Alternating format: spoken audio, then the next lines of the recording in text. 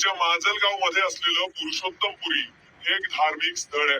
देशातील एकमेव समजल्या जाणाऱ्या भगवान पुरुषोत्तम मंदिरात दर्शनासाठी हजारोंच्या संख्येनं इथं भाविक येतात. अधिक मासानिमित्त इथं दर्शनासाठी गर्दी होते. आता अधिक मास संपत आलाय, त्यामुळे बुधवारी सुद्धा भाविकांनी पुरुषोत्तमपुरीकडे जाण्यासाठी मोठी गर्दी केली होती. गर्दी जास्त असल्यानं जास्त लोकांची वाहतूक करून जास्त पैसे कमवण्याचा विचार बोट चालवणाऱ्याच्या डोक्यात आला असावा आणि तिथंच गणित बिघडलं.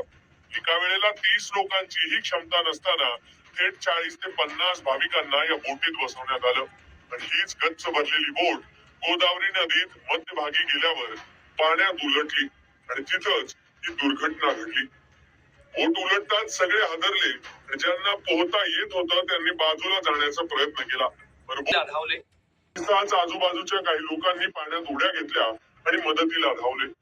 पण दुर्दैवानं काही महिलांना बाहेर काढायला उशीर झाला. नाकातोंडात पाणी गेल्यामुळे त्यांची प्रकृती बिघडली. त्यांना रुग्णालयात भरती केलं गेलं, पण त्यांचा जीव वाचू शकला नाही. त्यामुळे या घटनेत 2 महिलांचा मृत्यू झालाय.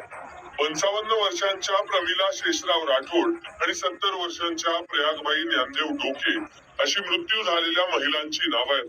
या दुर्घटनेत ज्या महिला वाचल्या त्यांनी थेट बोट चालवणाऱ्यावर गंभीर आरोप केलेत.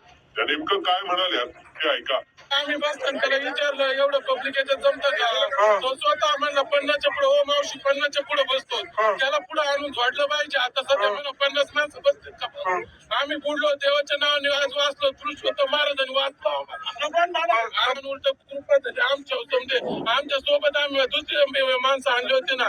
खुशाल ते म्हणते की 50 माणूस बसतं की त्या बोट मध्ये 50 उतरत होतो. आम्हाला हातात धरून परत वापस नेलंय त्याच्यात. पूर्ण भरलेली होती. आम्ही कशाला संख्या मोजली? त्याच्यात 4-5 ग्रुपचे माणसं होते, 5-7. आता ग्रुप मध्ये 12, काहीच्या ग्रुप मध्ये 15, आमच्या स्वतःच्या ग्रुप मध्ये 8 माणसं आहेत.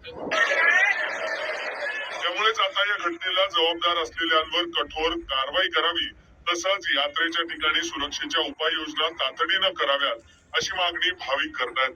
कारण या यात्रेसाठी लाखो रुपयांची कंत्राटं देण्यात येतात, पण सुरक्षेची उपाययोजना काहीच नाहीयेत.